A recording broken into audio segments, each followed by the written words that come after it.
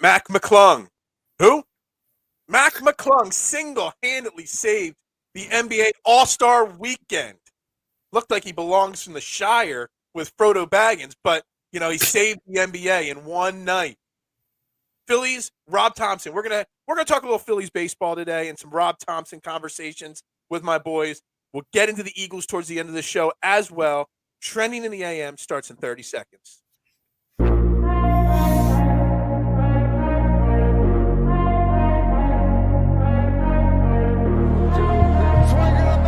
Holding, gets around in front. And Philadelphia has it.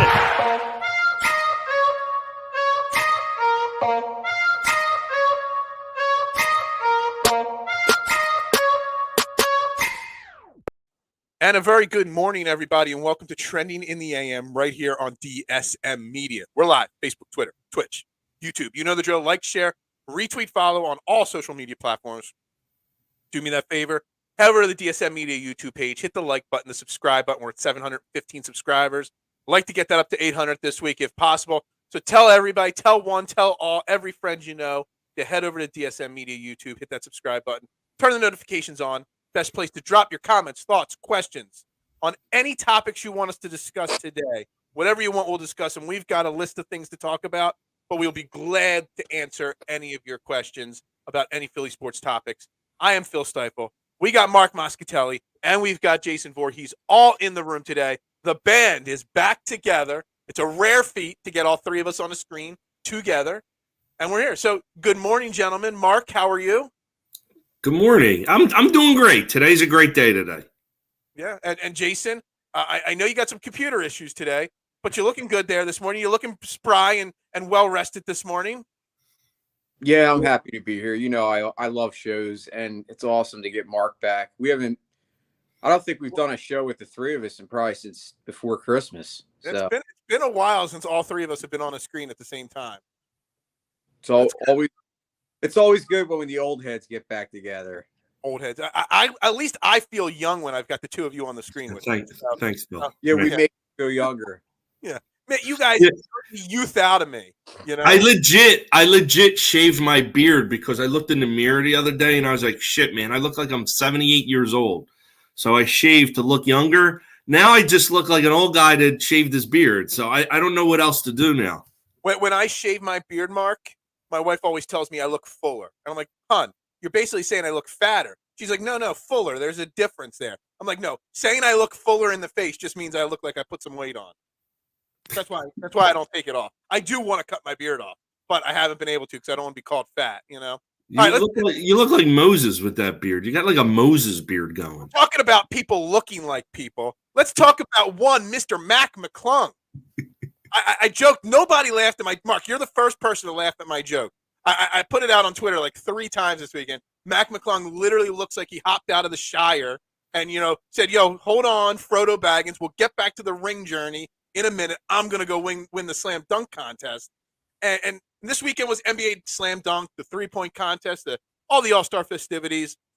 They bring out a lot of stars for the NBA All-Star Weekend, but it comes up very short. Year in and year out. And I think we talked about this last year, the three of us on this show, about ways to spice it up. And let's just start with McClung. McClung was exactly what this weekend needed. A nobody coming out of nowhere and kind of just surprising everybody up with his athleticism, his ability to make pretty average, not average looking dunks, but dunks we've seen before, even better and just amazing. So McClung single-handedly saved this week and also has people looking forward to next year's slam dunk contest to see if he can defend his crown. Mark, did you watch any of the dunk contest? I did. I watched the whole thing. And I got to be honest with you, dude. This time last week, I had no idea who this guy was. Yeah, nobody. I had no idea whatsoever. And I'm in a group text with a bunch of folks that are a little more in tune to NBA. And I said, who is this dude? And why all of a sudden are they throwing him into the dunk contest? And somebody led me to his YouTube channel or whatnot. Apparently since high school. And he came in and he absolutely stole the show. I thought it was mega entertaining, the dunk show.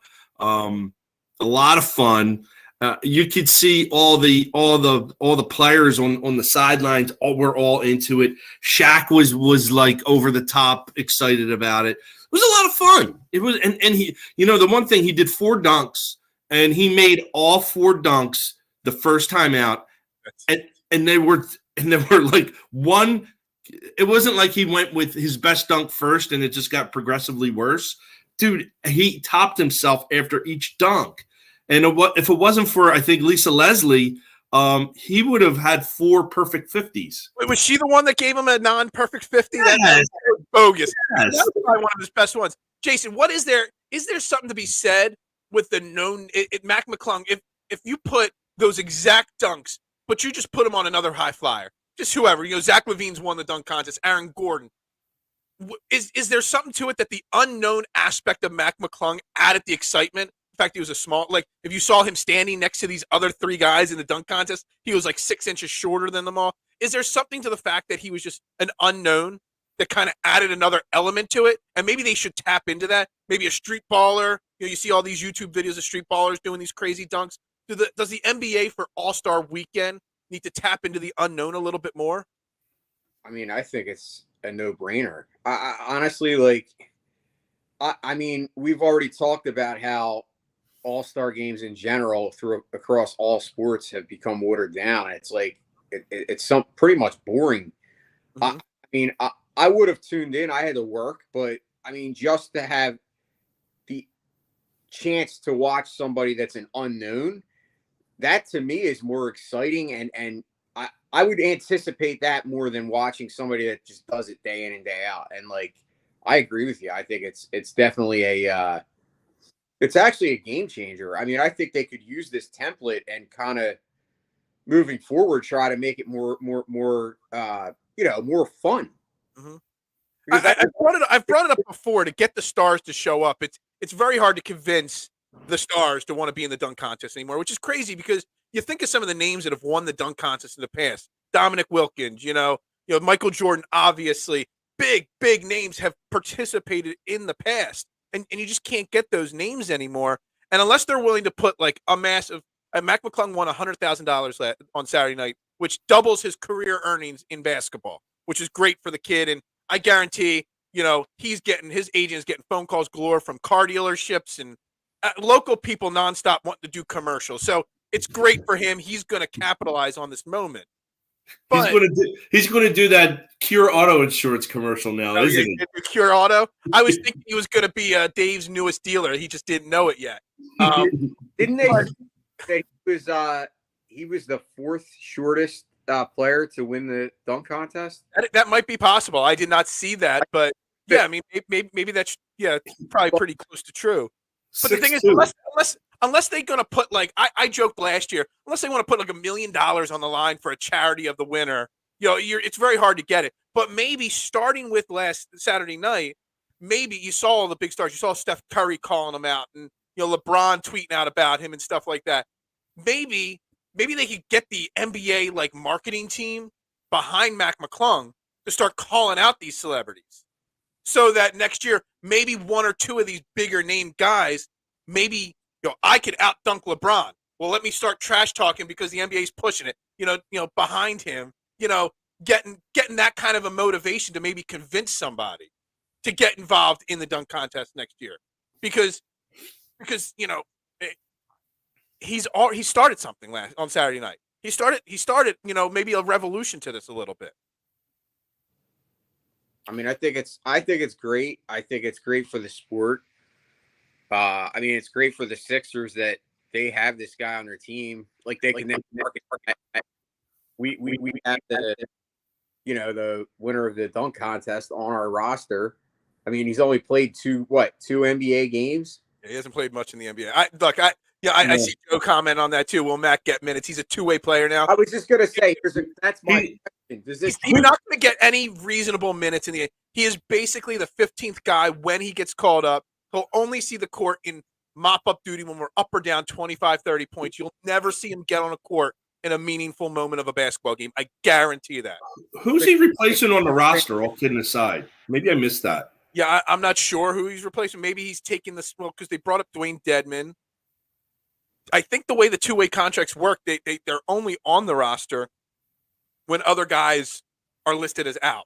So he's like inactive. So he's like, back when the baseball had the traveling team during COVID and you could call 2 or 3 guys up, he's kind of that. He'll get sent down. He's only actually allowed to dress. I don't know the exact number. When you're a two-way player, you're only allowed to dress so many games a year. And then you got to give him a contract.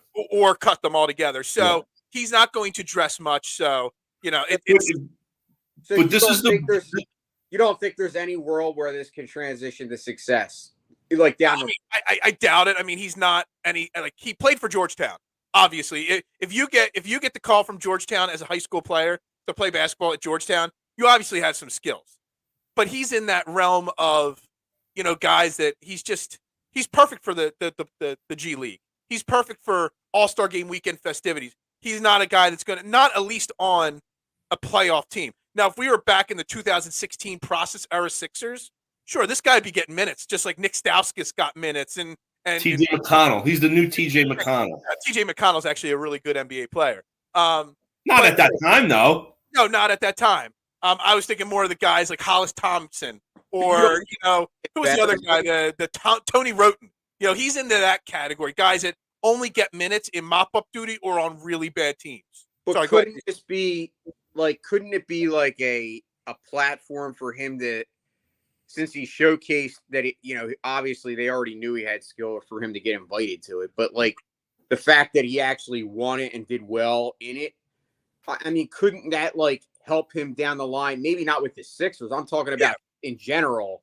Like, I'm not saying he would ever become a superstar, but couldn't he become like a nice bench player down the line for another team? I mean, any player that once they get there could do it. Look at, like Mark just said, TJ McConnell, when he first came into the league, I mean, he couldn't do anything, and he worked his tail off to become one of the best bench players in the NBA. I mean, there's a lot of teams that would love a TJ McConnell and what he does in Indy right now on their team.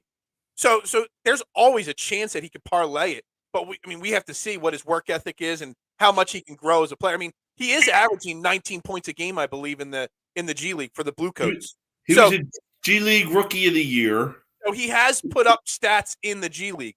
That doesn't always translate to the NBA, though. A couple things that I'm thinking about.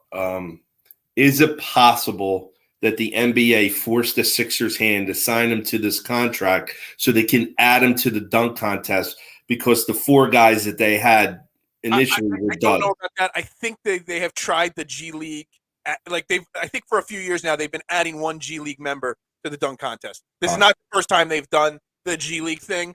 But anyway, back to the dunk contest itself and the 3-point contest, because it used to be something that we all got excited. I always say I'm never going to watch it. And then 5 minutes before it starts, here I am turning my TV on again because I feel like I have to watch it for this show and for other reasons. And there's something that really annoys me, guys, and it's the way that whether you get the stars or you're not getting the stars. Mark, you mentioned it already with the dunk contest. Mac was able to make all 4 of his dunks on the first try. But the fact that there's 4 participants only in the dunk contest, and it's 4 guys dunking off, and then the top 2 dunk off for a second time, it doesn't feel like a real competition. The 3-point contest, it was 8 guys going at it, and then the top 3 went right to the finals. There was no quarterfinals, no semifinals. And I know you don't want a 6-hour all-star festivity thing, but that shooting contest that they did, the skills competition, all the different B-level artists singing in between contests and stuff like that, like they could eliminate so much more and focus in on the 2 big things, the 3-point contest and the dunk contest. Hell, have the 3-point contest first round, and then have the dunk contest first round. Then go to the semifinals of the 3-point contest. Then you can make it, you could stretch the 2 big deals out, and maybe that brings more of an attraction to it, rather than Dame Lillard won the 3-point contest. He barely made it into the second round, and then he just outshot 2 guys that were cold from sitting on the bench. Like, there was no excitement to it. And I love Dame Dollar. He's my favorite player outside of the Sixers. But it didn't even feel like he won a 3-point contest, because what did he do? He just made it 2 rounds. Done. Boom. Is there something that they need to focus in on the 2 core competitions more and less on everything else to maybe up the up the intensity level of the contest, maybe. Jason, any thought? Or Mark, go ahead. I'm sorry. I think you hit the nail on the head. Like you don't want like a 10-hour all-star competition because you have that skills competition in the beginning, and then you got the 3-pointer, and then you got the dunk contest. I do like your idea that maybe you start with the skills, and maybe like you do the first rounds for the 3-pointer and the dunk, and keep alternating, and you end the night with the dunk finals. I think that could be really exciting. But to your point, like I did think the dunk contest was really quick. It was fun, and I would have liked to see more participants. I was looking at some of the participants over the years. I think they've been only going with 4 or 5 recently, but there have been times early on in the history where they had a lot of people. And then from a star perspective, I was looking like Dwight Howard was in 4 contests. Yep. Clyde Drexel was in 5. Jordan was in 3. So like your high end players have done this in the past. And for whatever reason, they've just gotten away from them. Maybe it's a league thing to showcase their mid-level talent, or maybe it's just like they don't want to do it. And the stars rather get involved in the side parties that are around NBA All-Star Weekend. Well, I have a problem with that. You're part of you being an athlete, whether you like it or not, is to promote your team, your city, and the league that you work for, and this is part of it. And when you don't do this stuff, or you do this load management stuff where you only play in 65 games and you take off, like I have a huge problem with that, and I think the league does as well. I don't know how you fix it when you're giving these guys like $50 million a year, but again, to your point, like the guys like Kyrie Irving and Joel Embiid, they actually came to play, and we're playing defense, and we're making it a point to actually compete. Whereas everybody, it was a party weekend, although it was in Salt Lake City. I don't know how much partying you can do in Salt Lake City, Utah. The head of the Mormon church out there in Utah throwing a big party for Joel Embiid and Kyrie Irving. Dude, that was a wild show. They had that in Salt Lake City, Utah. Listen, let's just say it. It's like 99.9% white, and this is a big. God, I don't want to sound like a person that is like ignorant, but like this is African American. I mean, like it's in Black History Month. They make a really big deal. They put a really good show on. I just thought it was completely wild that they had that. Their halftime act was like just didn't fit in the Salt Lake City culture the way I see it. The biggest thing that I saw was them honoring Karl Malone all weekend.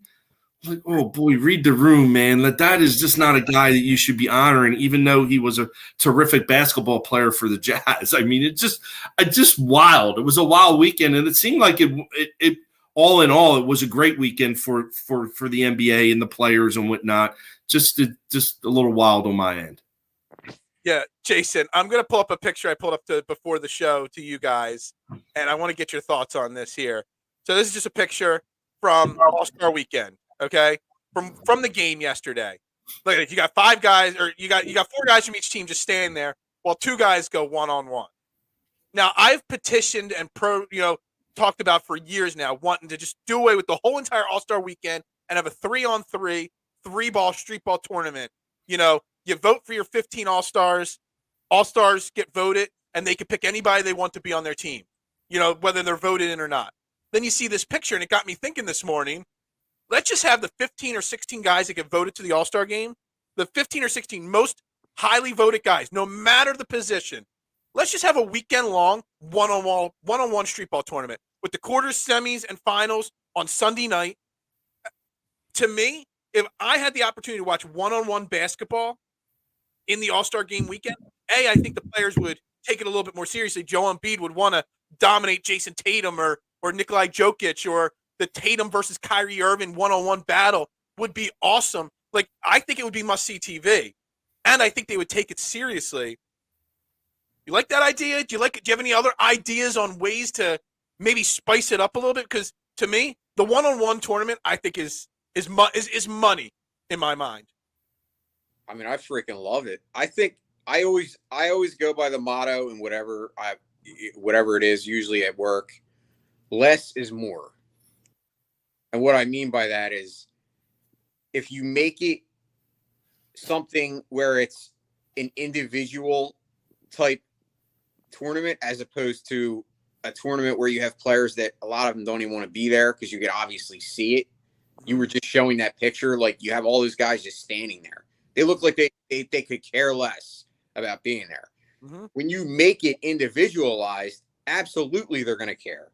Mm-hmm. And guys like you said, Joel Embiid, that's like a chance for them to, like, you know, really say, like, look, I am the best. Yeah, exactly. So could you just imagine a one-on-one? Could you just imagine a one-on-one in the finals, Embiid versus Jokic? And that'd be awesome. The ratings that would draw. I mean, it's a no-brainer. I don't know why they haven't adapted that film. Maybe you should really. I'm going to tweet it out a lot today, just so you know, because I think it's good. I originally liked the 3-on-3 idea because of the original idea I had was you got your 15 All-Stars and they got to pick somebody from the WNBA and maybe a legend from their team past. So maybe you get Joel Embiid and he picks Allen Iverson and Dawn Staley, you know, to be his celebrity 3-on-3 team. And it sounds good, but I don't know what kind of quality of basketball that would be. So I look back more at, you know, this one-on-one tournament now, and I think it's a gold mine because, again, the matchups. You already see, I'm sure you guys see on social media in the offseason, these guys are playing pickup games just as competitively as they do in regular games in the offseason. They're at gyms playing 5-on-5. They're at street ball tournaments playing in these games, and I forget what that league is, that street ball league that a lot of the big names show up to. I think it's in New York City in the summertime. I mean, these guys want to just keep playing ball, and they love that competition of star versus star. And I'm telling you, these guys would ball out for the right to be the number one, you know, one-on-one tournament guy against the other All-Stars. I think it's a gold mine idea. Mark, any final thoughts on that? I think you could include that into the weekend festivities. I don't know if you would want to make it the prime attraction for Sunday night. Damn you! But I would like to see it in place of the skills. Have like a 8-man 1-on-1 and come down to like a championship game, and again intersect it with each of the other things that are going on. So you got to keep everything alive and fresh and whatnot. But to your point, like these guys, like they ball all year long. Yeah. They go in the gym. You don't hear a lot of it, but they do. Social media promotes those things. Yeah. How many videos you see on Twitter of like Joel in the summertime going to a pickup game and just swatting balls left and right out there. Like that stuff does happen. If there's way you can incorporate that into the weekend, I think it would be just a win. I'll end with this: of all the 4 All-Star weekends that are out there, and Phil, I know you disagree. I do think the NBA has the best one out there. As a whole, I think it works. Probably as a whole package. The problem is that they haven't done anything to spice it up. I still like baseball the most because I think that baseball, the game itself, while it's a meaningless game like the others are, you know, pitchers are still throwing 95 miles an hour, and hitters, you can't play soft in an all-star baseball game because that's how you get hurt. You get hit with a pitch or you hurt your arm or whatnot. So they still, to an extent, take it seriously, the actual game on the field to an extent. I think baseball is the most authentic out of the. I think that's a fair way. I think that's a fair way to describe what I'm thinking in my mind. I just, you know, I was going to end with a joke here, Mark, but then you brought that up. You know, the street ball, all the side videos we see of all these guys balling in the summertime. That's why everybody thinks Ben Simmons can actually play basketball, because in these summer games that he's picking up, he's knocking down 3-point shots left and right, but yet then he gets to the NBA court and he can't. I was just using that as an opportunity to dig at Ben Simmons again. Another trash. Yeah. Anyway, all right, let's move on from that. And again, why does no one find my Mac McClung belongs in the Shire joke funny? I I think really it's thought it would blow. I thought it would blow up. I'd have likes and retweets. Because our sports world and our science fiction world do not cross. Is that what it That's is? Nobody knows. Now, Most people don't know what the Shire is. yeah. So my joke was he doesn't look like a basketball player. He looks like he is like an accounting intern for Price Cooper Waterhouse or one of the big I saw it. the big accounting firms that are left out there, because he really does. I mean, his haircut, dude, like he's obviously like thinning up top over here, and he's pulling a lot of it up front. He should just clip it, dude. Yeah, exactly. I'm thinning a lot up there too, man. Hey, a lot. Yeah. the guy behind you can ball. Who's that? Superman? Yeah. Superman can ball. He absolutely can. All right, let's transition here. All right, that was enough All-Star. I can't believe we just spent 25 minutes talking All-Star Week. That just shows that there is room for it to grow and that people do care. When the three of us could sit here and talk about how bad it was, but also the positives and how to grow it, means there is a market for them to adjust All-Star Weekend and to bring the eyes back in. But it's got to be a commitment from the league. All right, let's go on to the Phillies, guys. I want to talk a little Phillies. Spring training is underway. There's a lot of conversations and a lot of positivity going into the season with the Phillies because of obviously their run last year to the World Series. Now, I want to bring up, because I know you guys know my opinions on him last year, and I know I flip-flopped and I got on board with the Philly Rob train in the playoffs last year. But thing that, there's more talent on this team, all the moves they made, I like them, blah, blah, blah. There's a lot we could talk about with this Phillies team. But in my mind, I keep going back to Rob Thomson. And my thought process is, last year, Rob Thomson had to catch lightning in the bottle. He was the interim manager taking over for Joe Girardi. It couldn't get any worse last year. And all those things. And his voice, that spark he brought to this team, is what catapulted them into this run that got them to the World Series. Now he's not the interim manager. This is his first time, 35-plus years in baseball, first time in the big chair. He's not running spring training. He's managing the guys that are running spring training. Can Rob Thomson's voice continue to resonate this year? Or does he have to change things up slightly now that he is the main guy? He is under a 2-year contract now. He is the man. He is not the interim manager. He's the guy that all the highs are going to be, put on him, and all the lows are going to be put on him as well. And I'm still concerned, can he manage this team for 162 games? And the voice that worked last year, I don't know if it resonates the same story this year. Jason, I'll start with you. What are your thoughts on Rob Thomson and what he has to do differently or the same to continue this success that he had last year? I mean, first and foremost, I get what you're trying to say. I have to disagree. And I expected both of you to disagree with them. I'm going to disagree is because I point to a guy that wasn't on this team last year, Trey Turner, and his early comments about this locker room and the chemistry. Mm-hmm. Like it's not just something that's made up. Like somebody doesn't just come in from the outside and just all of a sudden start raving about things. If it isn't that message, filtered down. Do I think there's going to be pitfalls? Obviously. I mean, 162 games is a lot bigger than the sample that he had last year of his. Did he come in at like the 60 game mark or something like that? Yeah, games in. Yeah. So I do think that there's something to be said about the message maybe not having the same fervor and same energy as it did.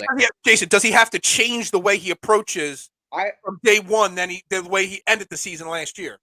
I really don't think so, because honestly, they have the same players, and they added Trey Turner. They added, who else they get? The pitcher. I'm drawing. Soto. Walker, Soto, Kimbrel. They added a lot of guys. Right, Kimbrel, so this roster, it's the same, but yet they added extra talent to it. So I don't think it's necessarily, I don't think it's going to kind of go backwards, if that makes sense. And I don't expect it to go backwards, but we got to remember this Phillies team is in the NL East, probably one of the toughest divisions in all of sports. Between you look at the NFC East and the NL East, night and day, the Phillies and Eagles, the division they're in, and where they are, because you've got the Mets and you've got the Braves. You got plenty of other good teams. There's no guarantee the Phillies even make it back to the playoffs, even with the improvements. And it's going to take a team effort and the guy up top, Rob Thomson, making those right moves. And we always said that Rob Thomson was the luckiest guy in baseball last year, because every time he did something that we questioned, it worked out almost every single time. So he's going to have to keep hitting the right buttons every single time to compete in this division, to compete in the NL. I'll switch to you, Mark. Thoughts on what Rob Thomson has to do differently or the same this year? Because again, I'm not. I don't want to sound negative, because I'm not negative. I feel positive about the season, but I'm curious about how he's going to handle the full-time job to start this season. I think it's going to be easier for him this year than it was last year. Okay.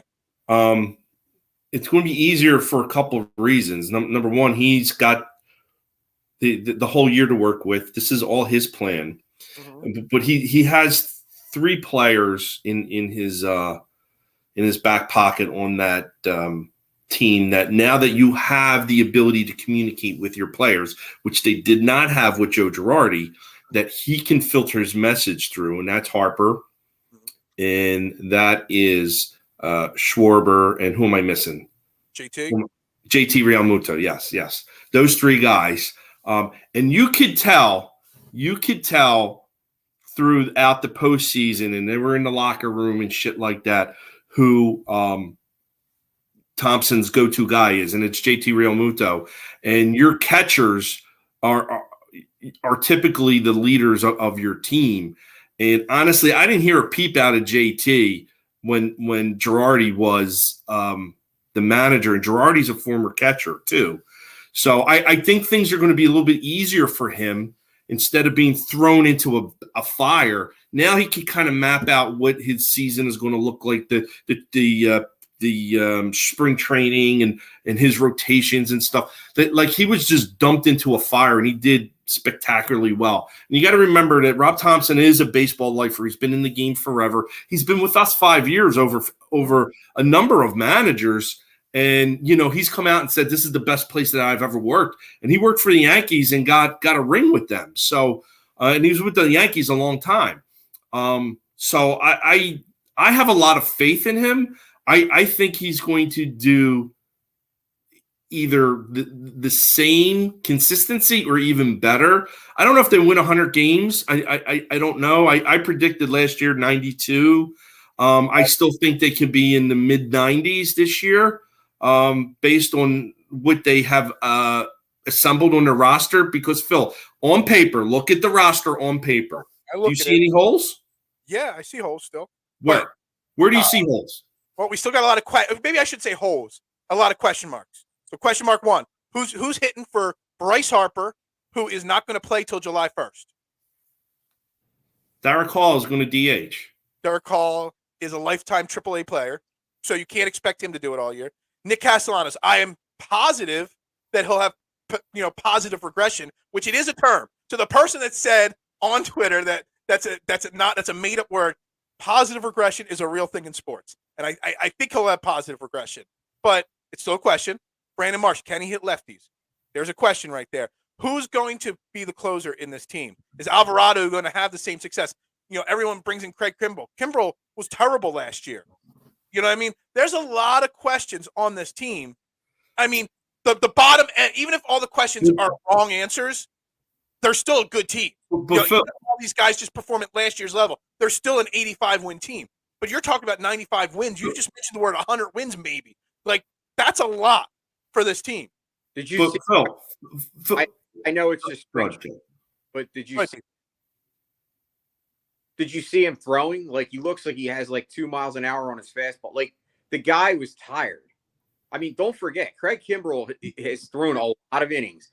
He's played on some, obviously has some rings. Like, the guy is legit.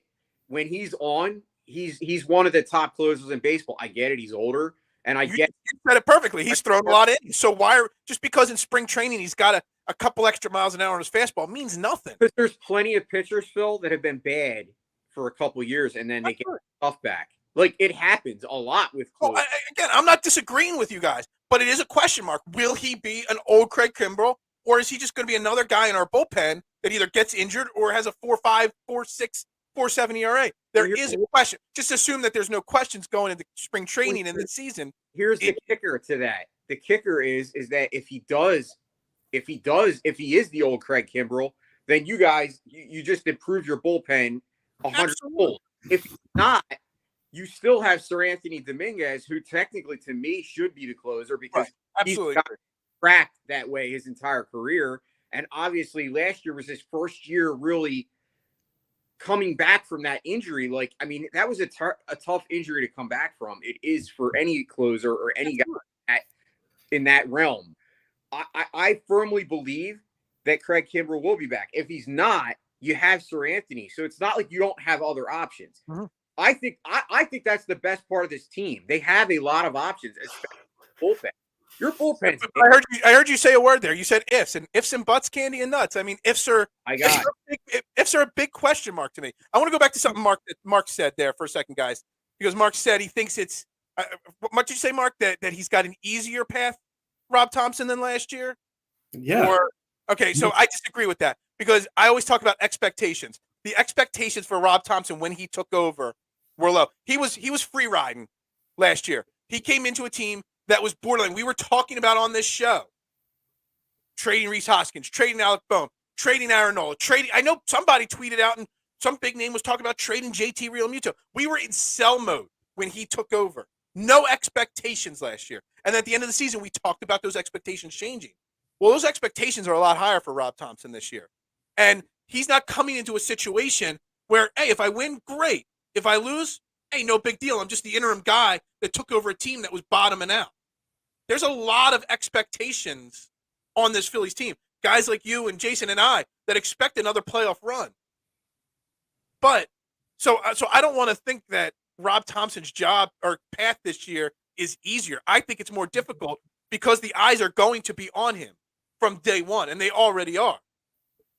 I mean, but you're acting like he faked his way into the playoffs. No. And like the guy made right moves.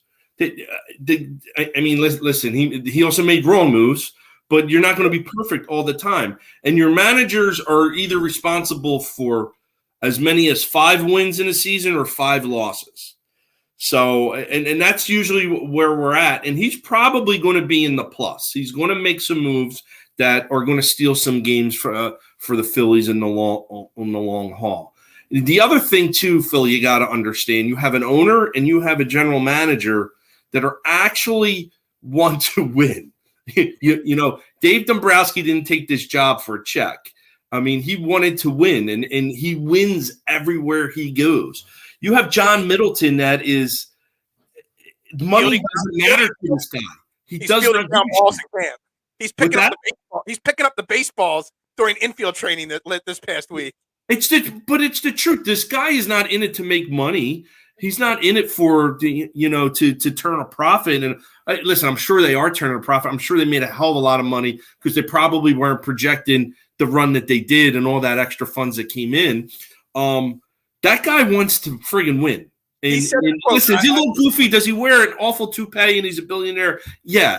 But the dude wants to win. Isn't that what you want from your organization? How many years? And you said earlier, we're all old heads together here today. How many years in the 80s and 90s was this team just god-awful, awful team? And this is not your dad's Phillies. It's not. This is different. And I'm happy. I'm excited on how this looks. And with the expanded playoffs now, you don't have to necessarily win 100 games. As you can see, all those 100-win teams got kicked to the curb. It's who's the hottest going into the playoffs. I'd rather not be in a wild card round. Don't get me wrong. I'd like to get a bye. But, as long as they can make the playoffs, anything can happen. And you have the right people in charge at your ownership level, your GM level, and your manager level to help make that happen. So real quick, Rob, John Middleton there, I mean, he was quoted as saying, I don't know when the quote was made, but I heard it and read the article this weekend where he said he doesn't care about turning a profit year over year. Like, he'll make his money when he sells the team. His goal is to break even and collect trophies. And that's his goal. And that's great. And that's all fine for the papers and stuff like that. And he's got to cut a ball boy and collect the balls himself to save a penny. That's fine. But the conversation is on Rob Thomson. Like, you can have the greatest GM and the greatest owner in sports, but if you don't have the right guy leading these guys, and again, I know I come off as a Rob Thomson hater. I'm not. I turned to a Rob Thomson positive, last year in the playoffs. I want to know what he's got to do differently to continue that success. Because I don't think he doesn't. He just has to continue what he was doing last year. The biggest piece was communication. Why would he have Girardi wouldn't communicate with anybody. This guy did. You're getting me fired up now. You got Schwarber, JT, and Harper. He's going to manage through them. This is a perfect situation. And he'll be able to talk and reason with his players. There is a trust factor now. He's going to be fine, Phil. Stop being so negative on a beautiful President's Day today. Phil, I think what Phil was trying to say is that he thinks that it's going to be harder for correct me if I'm wrong, Phil. This is how I will. I'll correct you. What you're saying is that it's not necessarily going to be harder in that he doesn't have the same players. It's going to be harder because the expectations and the pressure.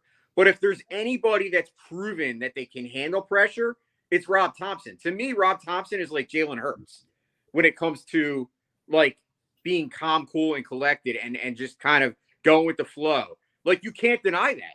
Rob Thomson proved it last year when he was able to turn this team around from a team that was basically going to, the golf course to making 2 games from winning a World Series. And to be honest with you, the wild card to me is Bryce Harper, because they proved last year that they can play a lengthy amount of time without Harper and still succeed.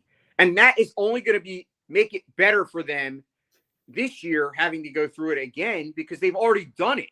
Once you have a template and you can show that you've done something, it's a lot easier to believe in yourselves than as opposed to, say, Harper got hurt this year and he was out. That might derail your season. But they've proven that doesn't. So I have to disagree, Phil.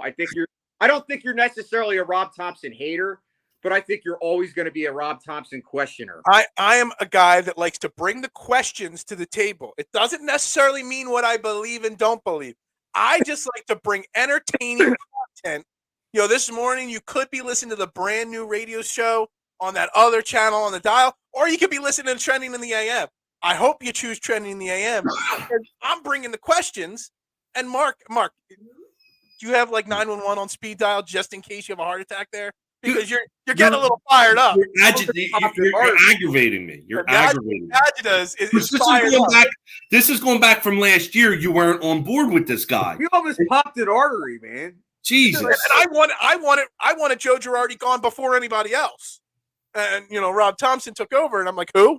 Who's this guy? Yeah, you wanted another manager. I was talking about hiring a full-time manager mid-season last year. Look, Rob Thomson, I have nothing against the guy. I just think going from interim to non-interim, there has to be a difference. And just the fun attitude, it might not work for 162 games. And he might not hit every right button for 162 games like he did for 100 last year. That's all. And over 162 games, we're going to learn a lot about Rob Thomson, the manager. That's all. We're going to learn a lot about him this year. As long as he bats Trey Turner in the leadoff spot, I'll be happy.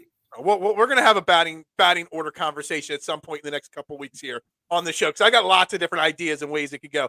But he has already come out and said, Rob Thomson, that Trey Turner is going to be the leadoff hitter, and that Kyle Schwarber will be moved down to an RBI producing, spot. Real quick, I want to talk Eagles for a minute, guys, before we wrap this up. But real quick, World Baseball Classic starts soon. Kind of similar to the All-Star games and stuff like that. Are you okay with so many of the Phillies players being in the All-Star or the World Baseball Classic? Or at this point, did the World Baseball Classic not really live up to the hype that it was created to do? And you're just putting your guys, especially your pitchers, at undue risk so early in the season. Jason? I'm okay with it. Yeah. I mean, listen, the bottom line is they have a choice. They don't have to play. Mark? I mean, how many players? I know JT is playing. Who else is playing? You got JT. You got Kyle Schwarber. You got Okay. Trey Turner, all on Team USA. You got Eric Stubbs on Team Israel. You've got Soto, Suarez, Alvarado, and Taijuan Walker all pitching as well on teams. Well, a couple things. I'm concerned about the pitching. I'm concerned about the pitching and JT. The pitching, because you just had a very short offseason, especially the guys that were here last year. You're going to have to go put yourself in high leverage situations right away in March, and it's extra high leverage innings on your arms that come September, come October, could come back. That's how more innings on the JT Realmuto. It cuts their spring training short, right? So it's just, you could look at it as an extension of spring training. That's why they're having it in March.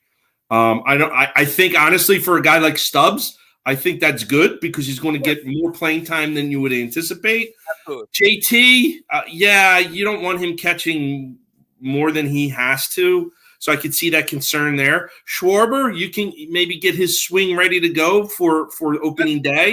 Positive for the hitters because there might not be that April slump for the hitters, but I worry about the pitching and the catching on the arms and the knees come September, October. That's all. I still think that's overrated. I think pitchers need to pitch. Like, if they're going to get injured, they're going to get injured. Like, we're not talking about a rookie pitcher. We're talking about guys that are 8-year veterans. Like, let them go. Let them get their kinks out early. Because to me, I want to come out and I don't want to fall behind in the division this year. I think it's important for the Phillies to get out to a quick start because you're playing, like, as you mentioned, the Mets, who are still better, have improved. The Braves, who are consistently there. So I want the Phillies to start off hot. And to me, getting more at-bats and getting your arms going, you're not going to have that fatigue and tiredness. You're going to be ready. You're going to be ready for the season, as opposed to if you've watched the last few years with the way that some of these spring trainings have went, pitchers have not been really themselves until June. Mm-hmm. Want that necessarily? That's fair. That's fair enough. All right, let's get to some Eagles for the last 10, 15 minutes. Let's talk a little bit about this Eagles team. And as this offseason gets started here, we lost this. The news this weekend was that we lost, is it Nick Rawlis? I don't even know his first name. The linebackers coach joined Jonathan Gannon in Arizona as his defensive coordinator. I fully expect more position coaches to be lost over the coming days as Gannon, as Shane Steichen fill out their coaching staff with their new teams. First and foremost, guys, did you see that awkward exchange between Jonathan Gannon and Kyler Murray when they met for the first time? Yeah. It's pretty. Jason, if you haven't seen it, Google it. It's awkward. We'll just say the least. But there's a conversation to be had. Obviously, when you make the Super Bowl or you win the Super Bowl, players and coaches get poached. It's part of the way it all works out. But Nick Sirianni and Howie Roseman have been waiting. Like, we assume Brian Johnson's going to be the offensive coordinator, but it hasn't been made official yet. And there's a lot of rumors of different guys coming in to interview for a lot of for both the OC and the DC position. If we wait too long, we're going to lose more guys to other jobs. I really firmly believe losing both your offensive coordinator, your defensive coordinator, and multiple position coaching or coaches is a detriment to this team. That the Howie Roseman needs to act fast. If you're going to promote from within, get these guys promoted, get them locked up to contracts, because you can't just start next season with 10 new assistant coaches on this team. That's too much turnover, too many voices changing in the locker room. I need to see what we're going to do with these coordinator positions and their staffs, because time's a ticking, in my opinion. Free agency starts in 3 weeks. We need to know what kind of defense we're going to want to run. We're going to need to know what kind of holes we're going to need to fill on this offense. So we need to fill these positions right away. And the longer it waits, the more we're going to lose. Mark, thoughts on losing these guys and too much turnover being a problem going forward? So I will agree with you. If you lose too many coaches in an offseason, you can really run into a problem. And late in Andy Reid's career here at the Eagles, he was losing all these guys and not making right decisions and backfilling those positions. And honestly, it led to his exit from the organization. I think he learned from that a little bit now that he's in Kansas City. I don't want to see that here. However, the good thing that I see is you got a coach like Nick Sirianni, who is not so much a control freak, but like he is a true manager of people, delegate and follow up. He lets his people do his things, and he's probably going to hire people that he knows that is going to get his message out or his way of things going on. So I'm going to have a little bit of confidence for him to backfill some of these positions. I do think that they have to sign that offensive coordinator, Brian Johnson, like yesterday, like because he is being courted by other teams out there. I don't want to see him leave anywhere at all. I think. Hold on, real quick, Jason. I'll get to you in a second. But Mark, you saying you want to sign him right away, and I agree. Sign Brian Johnson. But the last time we lost our offensive coordinator and promoted our quarterback coach from within, it did not work. That was under Doug Peterson. We lost Frank Wright. We promoted the quarterback coach to offensive coordinator, and it failed miserably here. Now that partly could be because of Carson Wentz and all that drama. But just because you're the quarterback coach doesn't mean you can call. Brian Johnson never called plays before. The difference is this guy has been with Jalen Hurts since he was in diapers. That's he knows the family. He knows the player. They're comfortable with each other. He'll probably be a bigger voice for him in the game plans. I think that's why you have to do it. But I also think it's a short-term thing because if he starts winning and we do win a Super Bowl, like he's going to be a head coach and he's going to want to distance himself from Hurts to show that he can do it on his own. So I need him to strike while the iron is hot. Now, for a defensive coordinator, I like the fact that they're courting Vance Joseph, a guy that has had – Phil, you're really starting on me today. I like the fact – listen, he was in an inept organization with the Cardinals, okay? He had J.J. Watt and nothing else. He had a terrible head coach, terrible GM, not entirely his fault. He was good enough to be a head coach in this league before, and I do still think that's something that Nick needs somewhere on his staff to help him, especially a young guy. Hey, listen, I did this too. I failed miserably. You can't do what I did. Like, you need a guy like that. And I think Vance Joseph would be a nice little addition to this team. I really do. I don't totally disagree with you on Vance Johnson. I was just trying to fire you up a little bit. Well, you did great at that. I did see one stat that I don't remember the exact numbers on him, but he was like top 3 in the league in blitz percentage last year. But his run and pass defense were outside the top 20. It was like 25th and 23rd or 25th and 27th pass and rush defense. So he does blitz a lot, but his defense actually doesn't get home and actually, do anything else. But I do agree with you having that veteran voice. I've said it before. I want that veteran voice as well. That I brought it up last week. Jim Schwartz paired next to young Doug Peterson. It worked. We won a Super Bowl having the veteran voice with the young coach. So it does work. Anyway, Jason, your turn now on these coaches and the potential loss of all these coaches. Detriment to this team potentially? I mean, I think it's a huge detriment. I think that's the one disadvantage that you have when you go far in the playoffs and you make a Super Bowl. It's we've seen it with a multitude of teams, recent history. I mean, the Rams come to mind from last year. Rams win a Super Bowl and their season was god awful, and they didn't lose a ton of talented players. It's not like but they did lose some coaches, and that I think it's underscored in the importance of why teams tend to not do well the year for Super Bowl in its most recent history. It's because I think coaches leave. Personnel obviously changes, and obviously you can't control injuries, but I think it's very underscored how important it is. I agree with Mark. I think you need at least one veteran. If you're going to promote Brian Johnson, then you absolutely need a veteran defensive coordinator. I'm not saying Vance Joseph is definitely the answer, but I think there's some other guys out there. I would have loved Fangio, but obviously that's not happening. Jason, I'll ask you this. Have they not officially signed Brian Johnson yet? Because they're waiting to see if they get Vance. Like, do you think Howie, Roseman, Nick Sirianni are like, all right, we want Vance Joseph or Vic Fangio.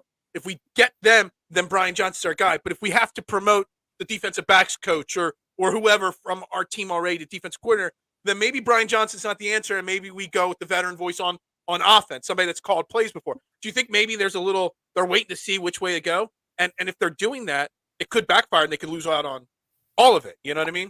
I do think they're waiting, and I do think it could backfire, and that's the concern. It's like almost like you're taking a risk because you don't know if somebody's going to scoop in and just say, hey, we signed Brian Johnson today. And like that, then you're screwed because I don't want to lose him regardless of what decisions you're going to make at the other here. I just think he's too important because of everyone wants to say that it was Sirianni because of Hurts' growth, but I think ultimately Hurts controlled his own growth. But like Brian Johnson, obviously, like Mark said, is plugged in with Hurts since he was in diapers. So the guy knows Jalen Hurts, and he has that chemistry there, and you don't want to lose that.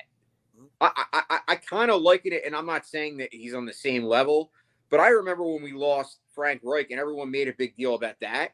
But I thought the bigger loss that specific season was DiFilippo, because I think DiFilippo was a guy that was like technically like the mastermind in that offense. Like he was. Who did we promote? Press Taylor, or was that the guy that we promoted? Voted Press Taylor, or what? It was one of them guys. It was either Taylor or Mike Rowe. Maybe it was Mike Rowe.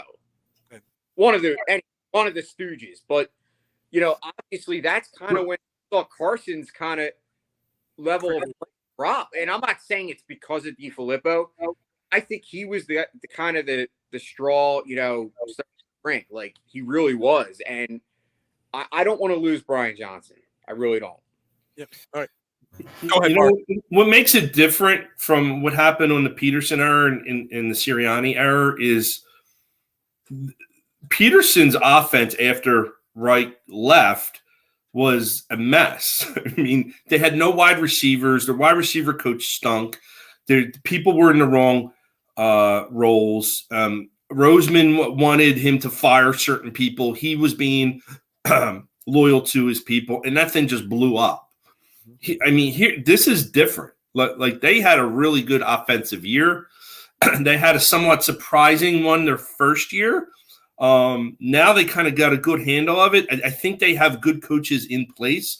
I do think they should promote from within. I also think it shouldn't affect what you do on the opposite side of the field there in your defense. If you want Vance Joseph, go hire him. If you don't, promote from within. But it shouldn't affect the decision that you make with respect to your offense. Because if you're doing that, you're going to end up losing all your candidates that you would want, and that would be a huge problem. It's one thing to lose your coordinators. When you start digging deep into your position coaches that could be coordinators, then you got a big problem. And we already dipped into one of them. I think you need to stop the bleeding. I think you need to promote from within the offensive coordinator. I think you need to shag a defensive coordinator that had some head coaching experience. And I think everything will be fine. I really do. Something that really got me thinking there for a second there, Mark. You said a few minutes ago was that Brian Johnson might eventually need to get off of being connected with Jalen Hurts there because at the hip. And I did read reports last week or after the Super Bowl that Brian Johnson's already on the short list now for next year's head coaching cycle. And he's not even been ahead of the quarterback coach position. That's how well regarded he is. And Bieniemy, Kansas City Chiefs offense coordinator, he moved on because he wants to he can't seem to get a head coaching job no matter what. There's a lot of reasons there potentially, a lot of different areas you could dive into. But he's moving to Washington to be the Commanders' offense coordinator. And I guess the thinking and the thought process there is maybe not being tied to Andy Reid for so long. Maybe that could help him prove he's not just an Andy Reid disciple, or maybe he proves that he's just a bad offense coordinator. I don't know. So that kind of made me think of Bieniemy, switching teams there. That could either hurt Kansas City or it could hurt Washington. We'll find out. But that made me think about that when you were talking about Jalen Hurts and Brian Johnson there, Mark. Noted. It should be a fun year next year with him in the division now. I think it's going to be very, very, very competitive with all the 4 teams in the division. And you could see again next year, maybe all 4 at least vying for a playoff spot towards the end of the year. I'm really I'm excited for next year. We're going to see how it goes. I don't think the Eagles put up 14 wins like they did last year, but I think they'll be competitive. Have a super tough schedule next year. You know what? Can I end the show with this, guys? Can we please, for the love of God, stop putting out mock drafts right now? Like, coaching staffs have not been created. Free agency hasn't happened. We don't know if Jason Kelce is retiring or not. We don't know who's moving on. Dude, the draft is meaningless. The mock drafts are meaningless till late April. The draft isn't until like April 25th. Guys, like, can we please just stop posting 70 mock drafts a day on social media? Please? I mean, it really makes no sense until we know what our coaching staff is, until we know what guys we're gaining and losing and whatnot. Like, please. Yes, the draft should be sooner. Maybe it should be before the draft. Or the draft should be before free. We don't have enough time to get into this, Joe. Maybe me and Jason, I forget what days Jason are on. Maybe we'll pull one of the days this week and we'll do a player-by-player stay or go show this week. Jason, that sound like a good idea? Tomorrow and Friday I'm on. So maybe tomorrow, or maybe we'll do it on Friday when it's Football Friday. You know, we'll get into the player-by-player breakdown, who stays and who goes. Because we're into overtime here on this show already today. I loved seeing Mark get fired up. Mark, it was great. It was right around the 40 mark. Jason, you got to find a way to clip out. It was right around 40 minutes when he started getting fired up. I said, Phil, I'm getting fired up now. You got to clip that out. Yeah, you got to clip that and send that out. That was. Exactly. But listen, dude, I'm fired up. I got to tell this quick story, and then we'll go. I had to do my taxes this week, right? Oh, yeah, and no, it's terrible because I owe a ton of money to the IRS. I had a bad year. I go and meet with this accountant. He's a new accountant. He's got all this sports stuff in there. And for the first 30 minutes, I'm not lying, all we did was talk about the Super Bowl and how terrible it was that they lost. He watched the Super Bowl 3 times. I got to be honest with you, I thought he was going to start crying. I'm like, yeah, I'm into this stuff, but, dude, can you try to find a way that I don't have to pay this year and do my taxes? But I mean, that's where I'm at. I've been in the dumps all week with this. I don't know how you guys have been feeling, and maybe you guys let it go or not. I invest a lot into my fandom, and sometimes it just affects me to a point where people say it's only a game, but I don't know. I was down in the dump all week. One thing, Mark, I'll say is it was slightly harder to get over it because, like, when the Phillies lost the World Series, we were already, into week 8 of the NFL season? So we literally slid right from the World Series right into the heart of an undefeated Eagles team. The fact that it was the Super Bowl, then AllStar break weekend for the NBA, so we had no basketball to watch. We had, no baseball happening really outside of the beginning of spring training. There was nothing there to kind of cope with the loss. And that's why I think it was so much harder for so many people to get past it. Well, I think that, and I also think the Phillies run was so unprecedented and not expected. I think the fact that they made it easier for us to get over it because we knew, well, they did come very close. Whereas the Eagles, up at halftime, having the record that they had this year, being the best team, we all said they were the best team, that just gutted you. It gutted you. And especially knowing that you didn't have that final chance to see Hurts go down the field and see if he could answer. That's what made it frustrating. Like, nobody's blaming the refs. Like, I've seen a lot of people outside of Philly, like, oh, all you guys are doing is, complaining about the field and the ref. No, it's not complaining. It's just, it's being disappointed. And I think you're right, Mark. I've had that feeling. I'm not going to lie. I backed off of social media. That's when I'm not feeling right, when I'm not on social media. I just didn't want to be around it. I didn't want to hear about it because hearing about the Eagles just made me more mad. So I'm with you, Mark. All right, we're going to wrap up trending in the AM right there. Sorry. We're at the hour 5-minute mark. I got dogs to walk. I got shoes to put on. I got to be at work here in 20 minutes, and I got a 20-minute ride. So we got to wrap it up right there. I knew we should have started this show today a little early, knowing I had both you boys on. But make sure you like, subscribe, share, turn notifications on. We greatly appreciate that. This is Trending the AM. I got Mark Moscatelli. I got Jason Voorhees. I am Phil Seifel. Please share this show out. It was a lot of fun today. Gentlemen, we got to try to get Mark off another day soon so he can come on. Thank you, gentlemen. Everybody have a great day. Yeah, it's a beautiful President's Day, like Mark said at the beginning. Everybody have a great day. We'll be back tomorrow, me and Jason. Got more Phillies on the agenda tomorrow. Everybody have a great day, and we'll talk to you soon. And Philadelphia has it.